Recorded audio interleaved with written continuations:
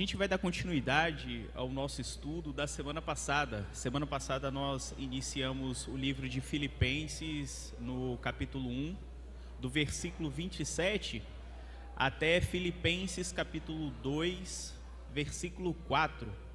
Na ocasião a gente fez só uma parte do estudo, o estudo dividido em duas partes, e fizemos só uma parte do estudo.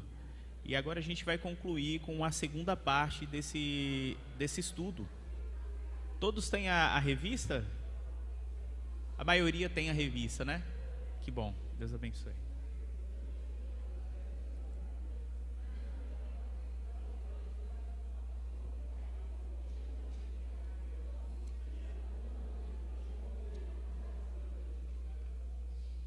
O tema dessa lição foi lutando juntos, lutando juntos, né? Onde nós vimos semana passada Paulo explicando, trazendo o escrito à igreja de Filipenses, e ele explicou um modo de lutar junto para progresso do reino. A gente dialogou bastante a esse respeito, vimos como a igreja ela tem que ter um compromisso e manter esse compromisso firme na sua ação pessoal e em conjunto. Quando eu falo pessoal, não é individualmente, né, somente eu, mas o pessoal como contribuição de um todo, né? E Paulo trouxe essa visão de forma onde a igreja de Filipos, eles teriam que trabalhar juntos em união para o progresso do reino. Então, como é que aquela igreja ia impactar a sua região, a localidade? Que tipo de ações, que tipo de comportamento, né? Tanto é que no versículo 27 do capítulo 1 fala assim: vivei acima de tudo por modo digno do evangelho de Cristo. Então, a primeira parte a gente viu isso e dialogou bastante a esse modo de viver, esse modo digno de viver do evangelho. Hoje a gente vai dar continuidade e vamos ler toda a passagem, né? Então, quem abre a sua Bíblia no capítulo 1 de Filipenses, do versículo 27 até o capítulo 2, versículo 4.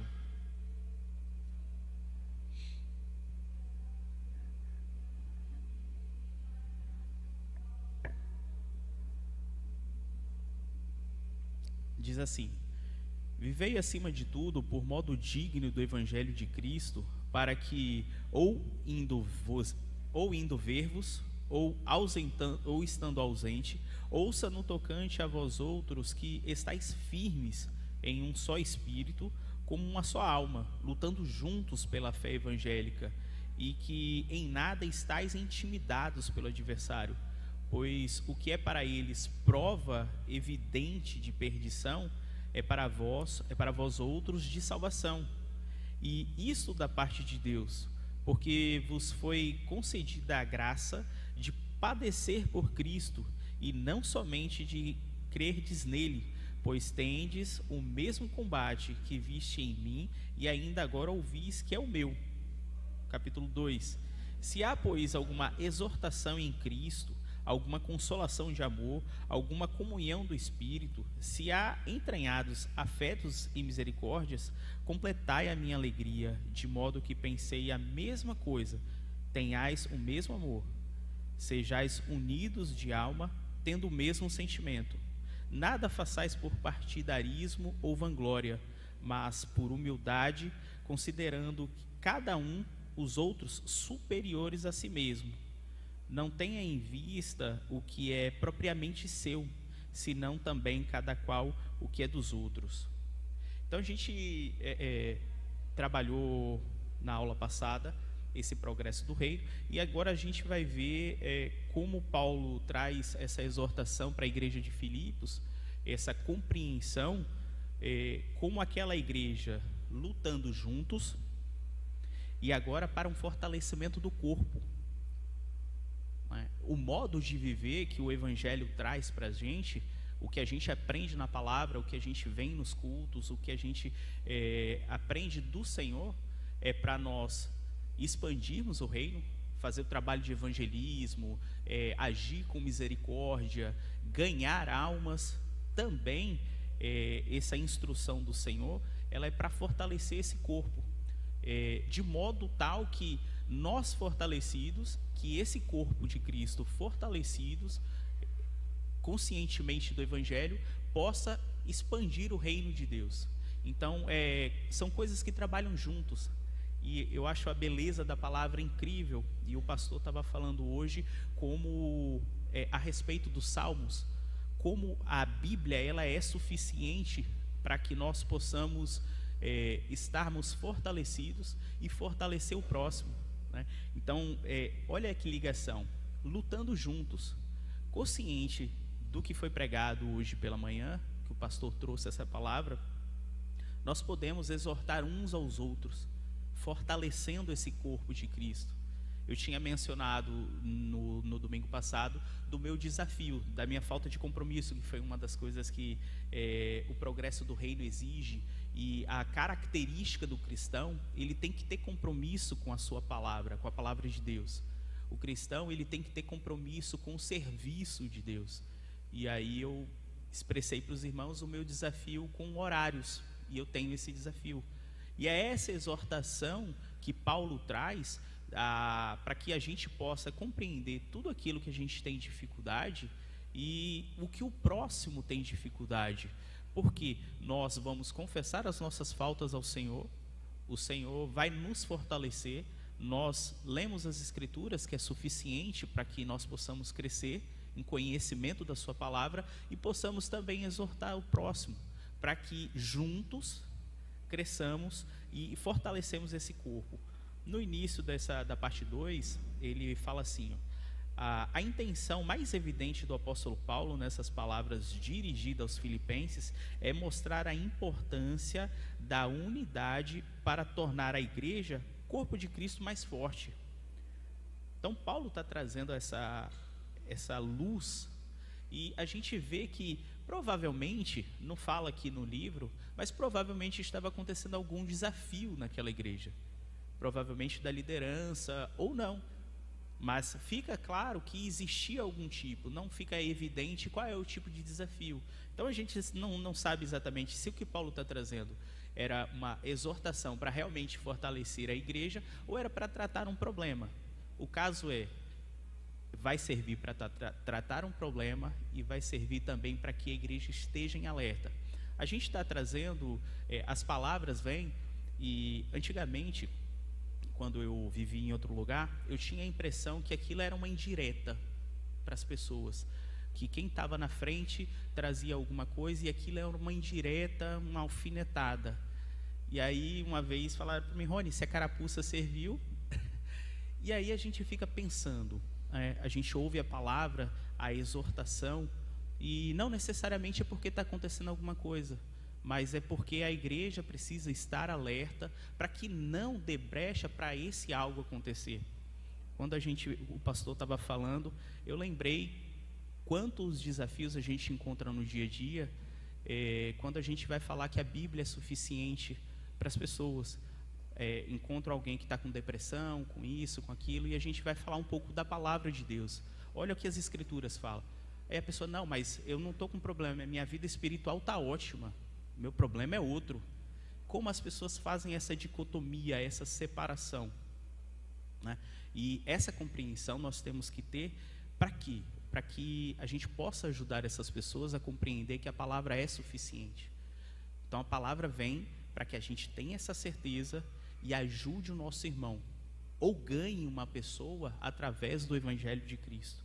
Então Paulo trouxe essa compreensão falando isso, e ele continua aqui, cada crente que se empenhar em ver o fortalecimento e o crescimento do corpo de Cristo, aí Paulo faz essa recomendação lá também em 1 Coríntios, no capítulo 12, em Efésios 4, do 1 ao 16.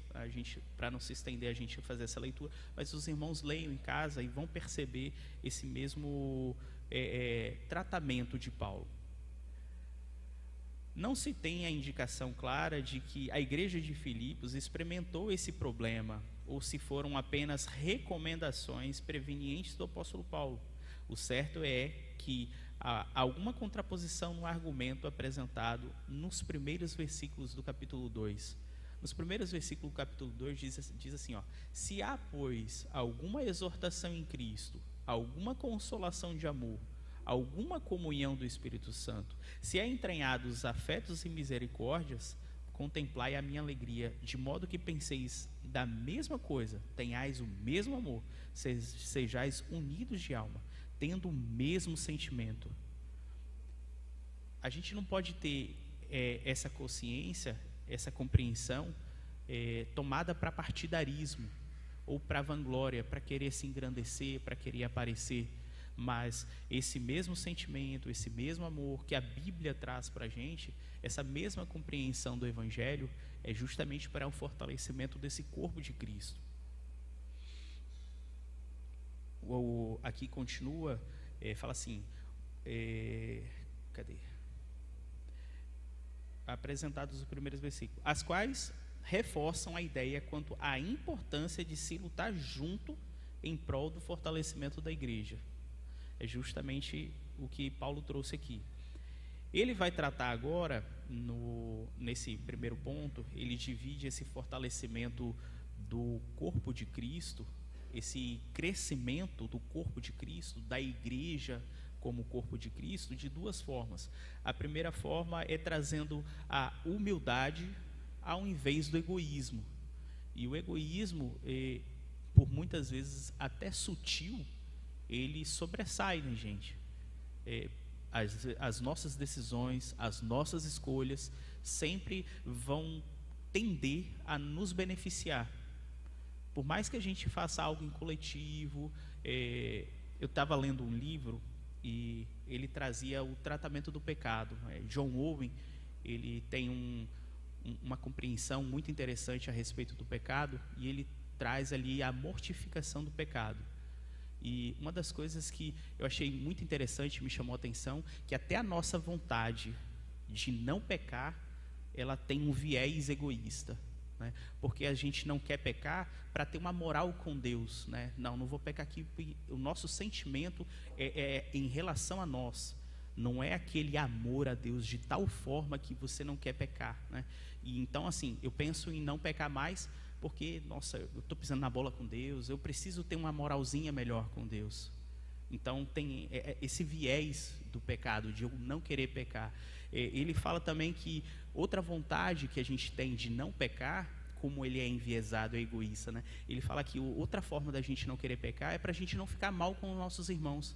A gente pensa, o que as pessoas vão pensar de mim se elas descobrirem esse meu pecado, né? Então, esse é outra forma de a gente querer deixar de pecar, no entanto, ainda assim ser egoísta. A gente está pensando em ficar bem na fita com as pessoas, para que elas não olhem para a gente de uma forma diferente. Um outro viés que ele fala sobre a nossa vontade de deixar de pecar, é como isso pode ser uma barganha com Deus. Então, até o nosso modo de querer deixar de pecar, muitas vezes é egoísta. E Paulo traz aqui que isso é comum. As nossas decisões, elas são egoístas. E a gente tem que perceber isso e trocar esse modo egoísta por um modo humilde. Então, ele começa aqui no primeiro versículo do capítulo 2, se há algo. Então ele fala assim no texto aqui, embora Paulo comece seu argumento com a conjunção se, na verdade ele tem certeza que os filipenses possuem tudo o que eles precisam, possuem tudo o que ele prescreve como importante para fortalecer a unidade da igreja. A igreja tem, sim, tudo o que a igreja precisa para que ela cresça em conhecimento da sua palavra, da palavra de Deus, que ela consiga exortar, que ela consiga crescer, tanto pessoalmente, quanto crescer o corpo de Cristo. Isso tem que ser de forma humilde. Aqui, a igreja de Filipos tinha que olhar um ao outro como sendo superiores a ele mesmo. Eles eram orientados a servi-los mais do que ser servido. E esse servir era pensando em Cristo, no que Cristo fez. O que Cristo fez? Como Cristo serviu? ele deu a sua vida de forma sacrificial, derramou seu sangue por nós. Paulo está trazendo essa visão para a igreja de Filipos, que esse ato de servir não seja para você algum tipo de vanglória. Esse ato de você servir ao próximo não seja para você querer ser maior, mas sim em atos humildes, né? Então, ele fala aqui, continuando o texto, que os fundamentos de Cristo, laços fraternos no amor e ação do Espírito Santo para viver a misericórdia mútua. Em seguida, Paulo ele fala sobre a abnegação, né? Ele apela para essa abnegação e que mostra a face do egoísmo e prescreve a humildade para superar o orgulho. Se fomos verdadeiramente convertidos, se recebemos de Deus esse benefício do Evangelho, então vamos nos unir. Essa característica é uma característica do crente, né? Quando a gente olha para a gente mesmo e fala, será que eu mesmo sou crente mesmo? Será que o Senhor me converteu de forma que é genuína? Nós devemos nos fazer essa pergunta constantemente quando acontece alguma coisa. Acontece algo e a gente tem uma determinada ação. De repente, a gente conhece a gente e a gente pergunta, essa ação minha, será que está realmente correta? Eu fiz isso para a glória de Deus? Essa pergunta, ela tem que permear na nossa mente, de forma tal que a gente tenha certeza que aquilo que a gente está fazendo é em humildade e para a glória de Deus. Então, assim, se fomos convertidos realmente, se o Senhor nos salvou, como a gente abre a boca para a gente falar que somos salvos em Cristo Jesus, nós temos que ter essa atitude. Muitas vezes a gente não tem por falta de um conhecimento da palavra. Muitas vezes a gente não tem porque o dia a dia ele é desafiador. A nossa cultura atual ela está totalmente distorcida, os valores estão totalmente invertidos. Então tudo isso, fora isso, a gente tem a nossa natureza pecaminosa. O pecado original corrompeu as nossas emoções, o pecado original corrompeu as nossas vontades. Nós já nascemos em pecado, só estaremos livres completamente do pecado quando o próprio Deus voltar e nosso corpo ser glorificados. Mas enquanto estamos aqui, a gente tem que analisar as nossas ações, até as boas ações, se nós estamos fazendo essas boas ações para sermos vistos e lembrados, ou se realmente estamos fazendo essas boas ações para a glória do Senhor. Então Paulo está trazendo essa compreensão para a igreja de Filipos. Se vocês são realmente convertidos, se vocês realmente receberam esses benefícios do Evangelho, essa mensagem, ele fala assim, então vamos nos unir em torno dessa mesma mensagem e desse mesmo propósito, e assim teremos a mesma mente. É dessa forma que nós temos que agir mutuamente para o crescimento do corpo de Cristo. Essa unidade motivada pela humildade foi exemplificada em Jesus, tanto pelas suas palavras quanto pelo seu exemplo de vida. Eu queria pedir que os irmãos abrissem a Bíblia em João 13, no versículo 15.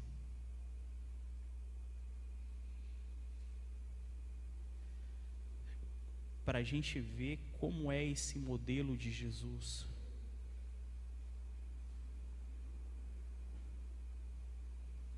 João 13,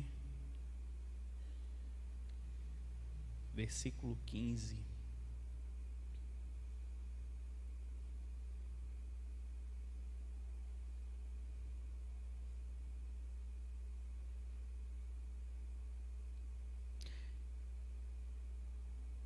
Ele fala assim, porque eu vos dei o exemplo, para que, como vos fiz, façais vós também.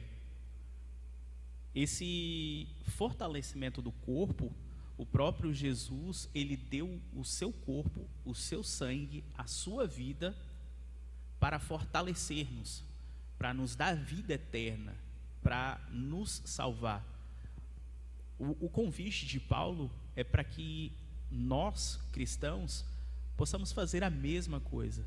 O convite aqui é para que a igreja tenha a capacidade de ter esse amor sacrificial para o crescimento mútuo do corpo de Cristo. A morte de Jesus Cristo na cruz foi um plano e cumpriu ali de forma essencial para que a igreja fosse fortalecida no Evangelho. É essa mensagem que nós temos que ter, e é com essa mesma humildade, porque não tem nada que a gente faça que pague o que Jesus fez por nós.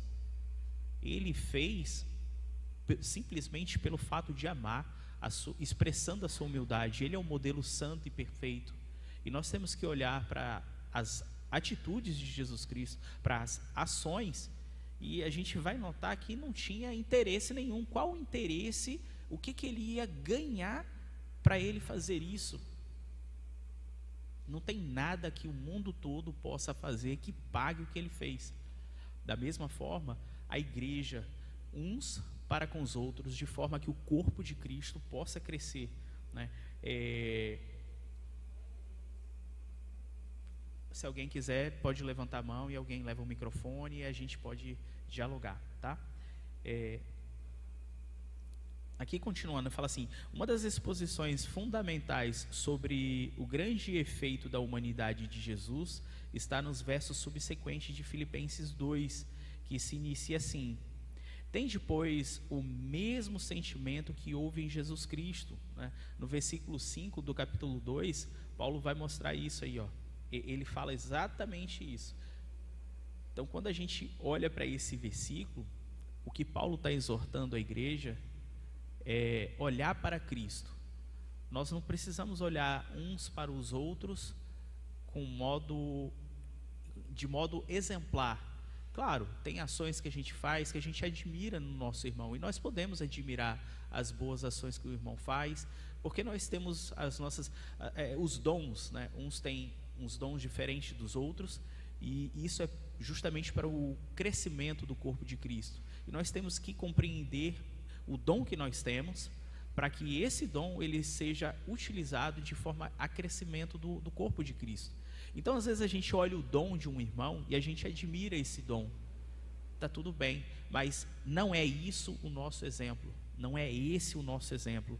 Paulo deixou claro que somente Cristo tem de vós o mesmo sentimento que houve também em Cristo Jesus, pois ele subsistiu em forma de Deus, não julgou como usurpação o ser igual a Deus, antes a si mesmo se esvaziou, assumindo forma de servo, tornando-se em semelhança de homens, e reconhecido em figura humana. O próprio Deus se fez carne, esvaziou de todo o seu poder, de tudo que ele tinha, toda a honra, toda a glória, para sofrer o que a gente sofreu.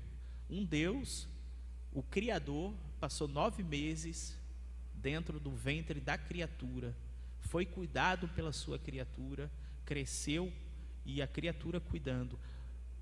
E claro que a gente vê a provisão de Deus em todas as coisas, e o próprio Deus estava provendo a situação para a criatura cuidar do próprio Deus. Então, olha que humilhação. Ele pisou nessa terra, passou tudo que nenhum de nós passou 1%. Foi humilhado, xingado, cuspido, bateram, e ao final, o seu sangue derramado na cruz, uma pessoa inocente, completamente inocente, cumpriu a lei, toda a lei, fez tudo o que nós não conseguimos fazer, amou aquele que o odiou. Na cruz ele falou: Pai, perdoa, eles não sabem o que fazem. Nós às vezes vemos alguma situação no dia a dia, e às vezes nós somos injustiçados. Será que nós temos essa mesma capacidade de falar: Pai, perdoa, essas pessoas não estão enxergando aquilo? Nós temos essa capacidade de olhar para nós como menor do que o próximo? Nós temos a capacidade de olhar como Jesus olha as pessoas? Ele vê criaturas, ele vê pessoas que carecem da palavra de Deus. Hoje nós compreendemos o Evangelho, somos salvos, somos guiados pelas Escrituras, temos a informação que o mundo não tem. Tem um dizer que fala que nós somos a Bíblia que o povo não lê, que ele precisa ler, né? Nós somos a Bíblia. Então, o Evangelho que está em nós precisa transmitir isso para as pessoas aí fora e para os nossos irmãos aqui dentro. Então, somos irmãos que uns ajudam o outro sem vanglória, sem egoísmo, com humildade, para o crescimento do próprio corpo, o fortalecimento desse corpo de Cristo, assim como Cristo fez. Então a gente vê que uma das expressões fundamentais sobre o grande efeito da humanidade, Jesus está nesse versículo 5 que a gente leu. A gente vê que a humanidade de Cristo, então, ela se torna um paradigma de abnegação para a igreja. E quando a gente fala paradigma de abnegação, a gente entende que essa é uma forma de viver, é um estilo de vida que nós crentes temos que ter. É o que Paulo está trazendo para aquela igreja de Filipos, né? Que o modo de viver deles, o estilo de vida que eles tinham que negar a si e ser esse modelo de renúncia e trazer um modelo de Cristo de vida, de exemplo, para que eles possam crescer. Então, a abnegação que Paulo traz é esse estilo de vida, é um estilo de pensar em favor de algo maior, que é o próprio Evangelho, que é o fortalecimento do corpo de Cristo. A outra forma que ele trata aqui no ponto 2 é que esse fortalecimento do corpo de Cristo, ele tem que ter esse interesse comum ao invés de um interesse próprio. Os nossos atos, as nossas ações, elas têm que trazer benefício para o corpo de Cristo e não um benefício para a própria pessoa. Diz assim: num modo totalmente influenciado pelo particularismo ou privatização, preocupar-se com o outro é um desafio para a igreja de hoje. Isso a gente vê de uma forma geral.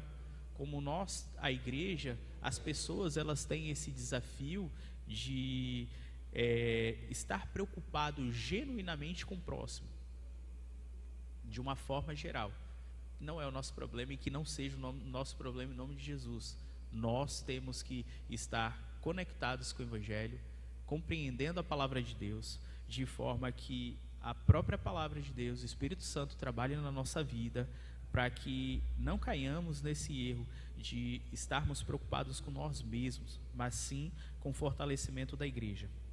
E aí Paulo continua, a lição continua: portanto, lutar juntos para o fortalecimento da igreja de Cristo pressupõe em muitas vezes a abnegação do interesse próprio. É importante destacar que Paulo, ele não está falando para você abrir mão dos seus interesses no reino, e sim priorizar os interesses da coletividade. É nós nos preocuparmos com o problema do próximo, com o desafio do próximo.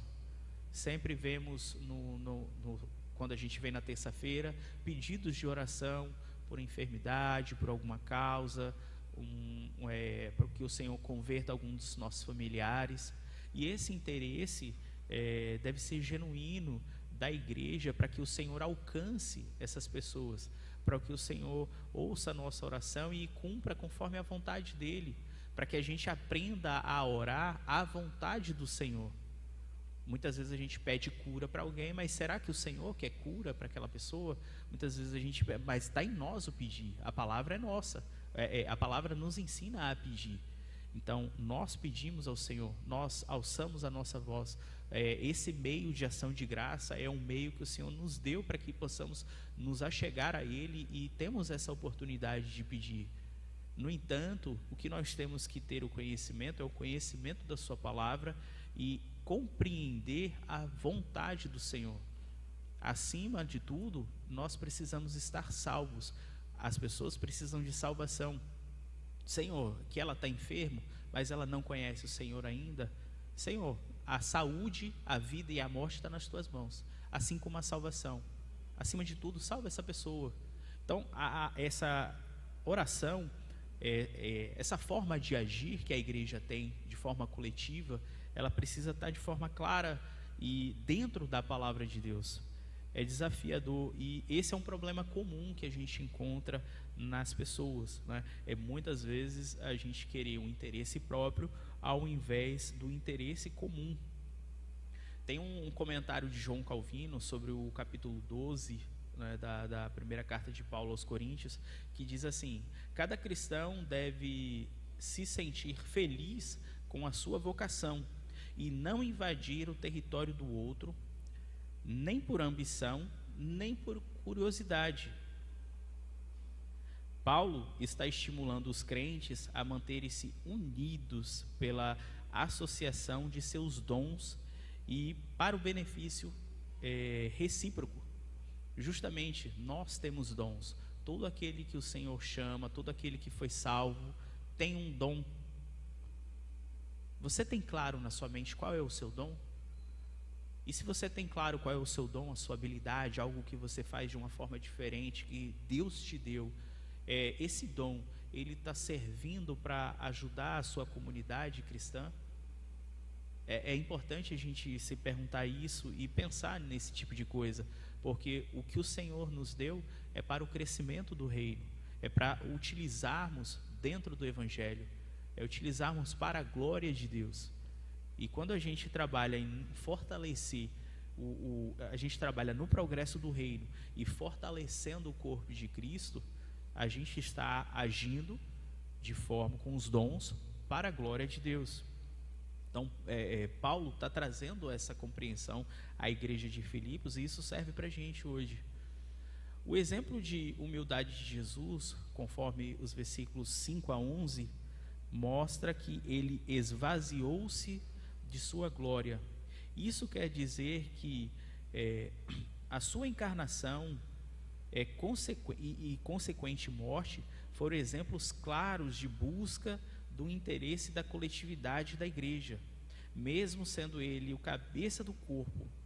Aquilo que a gente acabou de falar, o que Deus fez, ele não olhou para si.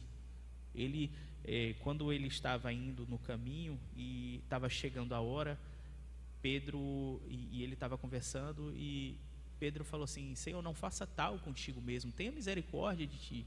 Ele falou: para trás de mim, Satanás. Ele tinha um objetivo, ele sabia o que ele precisava fazer, a abnegação. Ele negou aquilo que a carne dele não queria morrer.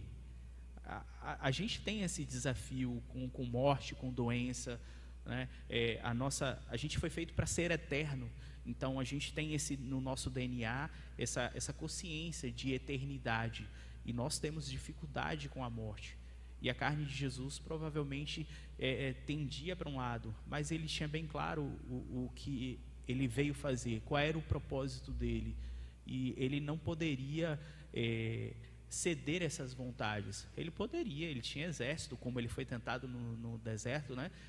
Aos teus anjos dará a ordem e fará o que ele quiser, se lançar daqui nada vai acontecer. Ele poderia, mas ele abnegou tudo isso, ele deixou para trás.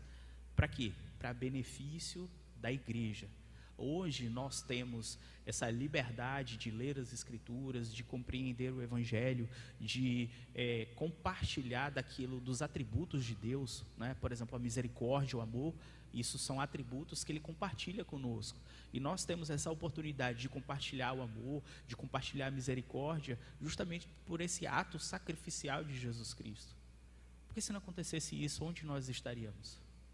Qual seria o nosso fim? Mas graças a Deus por Jesus Cristo e por esse ato sacrificial que traz para nós como modelo, um modelo de agir, justamente para o crescimento do corpo de Cristo. Moody, comentando o texto, diz que assim como a humildade é a antítese da vanglória, e a consideração pelos outros é a antítese da contenda. Veja bem, assim como a humildade é antítese da vanglória, existe a vanglória, existe o egoísmo da pessoa, existe a vontade própria, os desejos da carne. Assim como esses desejos, esse egoísmo que as pessoas têm, qual é a antítese, qual é o contrário disso aí? É a humildade. E qual é o contrário da contenda? Ele fala aqui que é a consideração pelo outro. E essa consideração é genuína. E assim nós temos que ter a consideração uns pelos outros de forma tal que não exista contenda no meio do povo de Deus. Então todo esse crescimento de modo genuíno, de modo humilde, sem egoísmo, de modo que o Evangelho ele faça o corpo de Cristo crescer, é assim que nós temos que agir como igreja. E aí ele parte para a conclusão, onde fala que, então, o que é preciso? Ele faz algumas perguntas aqui. Então, o que é preciso para ser uma igreja centralizada no Evangelho? Uma igreja que vive de maneira digna do Evangelho? De que maneira podemos lutar juntos? É assim que a gente tem que pensar. O que eu posso fazer para estar unido com meus irmãos, que a gente possa crescer juntos? O que podemos juntos fazer para fortalecer o corpo de Cristo? A gente vê, estamos vendo algumas ações, né? Por exemplo, a gente vai ter o evento da fé reformada, onde o tema vai ser a suficiência das Escrituras. A gente está tendo curso às quintas-feiras, né? Pastoreando e servindo, onde a gente está entendendo um pouco mais sobre a fé reformada, sobre a igreja, sobre as próprias Escrituras, que tudo é com base nas Escrituras, as confissões de fé. A gente está vendo movimentos na igreja, a própria escola bíblica, que é uma bênção, esses estudos, eles nos traz essas informações, de forma que nós possamos praticar no nosso dia a dia essas ações, e são ações assertivas, porque são ações bíblicas. Então essas perguntas, elas nos fazem refletir de que maneira podemos juntos lutar, de que maneiras podemos viver de forma digna do Evangelho. É aprendendo, é amando, é tendo misericórdia, é nos importando uns com os outros. Alguns têm mais facilidade de comunicação uns com os outros, outros têm um pouco mais de dificuldade, mas isso também não significa que ele também se importe uns com os outros. Uns aparecem mais, uns perguntam mais, uns lembram o nome de todo mundo, outros não lembram os nomes das pessoas, mas todos têm que ter esse mesmo sentimento de estar orando um pelos outros, de usar o seu dom em favor, de conhecer. E aqueles que têm um pouco mais de dificuldade, pode se esforçar para que isso, ele tenha mais liberdade de conhecer as pessoas, de se relacionar com as pessoas, de mostrar para as pessoas que ele tem realmente um interesse sincero e genuíno para o crescimento do corpo, que ele está ali para contribuir com o Evangelho. Então esse é o nosso pensamento, né? De que forma nós podemos juntos, de que maneira digna? E Paulo responde, né? Essas perguntas são feitas aqui no estudo, e aqui vem a resposta. Motivados pela nossa própria participação do Evangelho, que se manifesta na unidade, no amor e na humildade. No versículo 1 fala assim: se há, do capítulo 2, se há, pois, alguma exortação em Cristo, alguma consolação de amor, alguma comunhão do Espírito, se há entranhados afetos e misericórdias, completei a minha alegria, de modo que penseis a mesma coisa, tenhais o mesmo modo, sejais unidos de alma, tende o mesmo sentimento. Esse é o conselho que Paulo traz, para a gente pensar do mesmo modo, para a gente agir da mesma forma, para a gente ter afeto um pelos outros, para a gente agir com misericórdia, e dessa forma essas perguntas elas são respondidas. É dessa forma que o corpo de Cristo cresce junto em conhecimento da sua palavra. E ele continua aqui, para finalizar o estudo, ele fala: os benefícios dessa unidade na luta são muitos. E a gente vai ver juntos, abram o Salmo 133, que a gente vai ver quais são esses benefícios de agirmos como o corpo de Cristo, sem egoísmo. O que isso tudo traz? Salmo 133.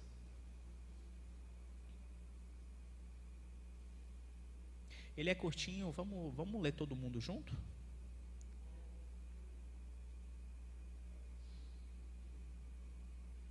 Salmo 133 diz assim: ó, como é bom e agradável vivermos unidos, irmãos.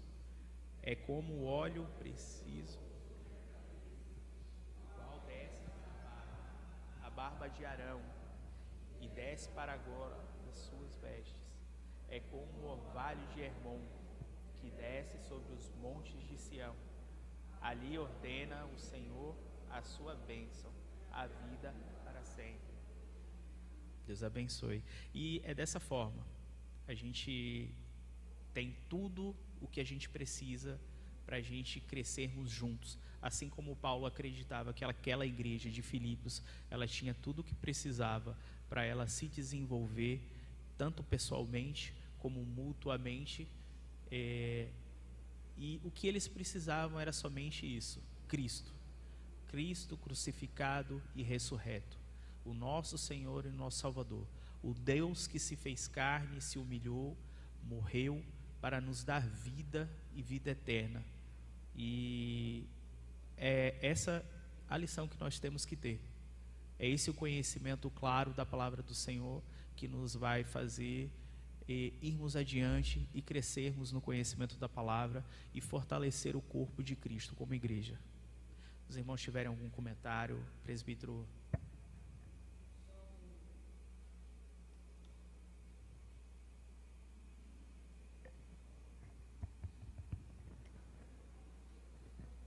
No Salmo 183, né, mostra a união, né, no amor, a união na oração, a união entre os irmãos.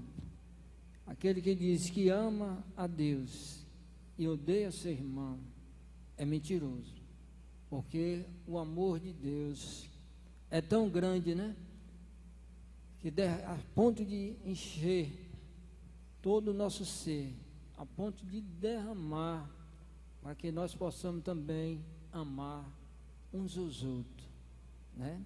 Então, que estejamos juntos, num só pensamento, uma só fé, um só amor, porque lá no céu vai ter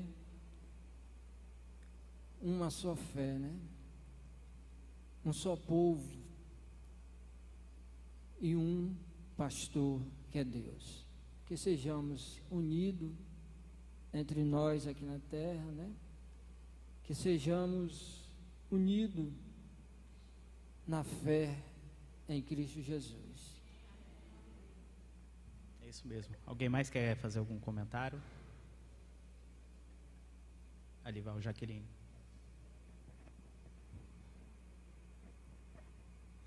O que o presbítero Paulo Sérgio falou, eu me lembrei que muitas vezes as pessoas, e nós, né, questionamos, se você diz que ama a Deus e odeia seu irmão, e as pessoas dizem, mas espera aí, né? Deus é Deus poderoso, Deus criador, então a pessoa que não ama Ele é alguém, né?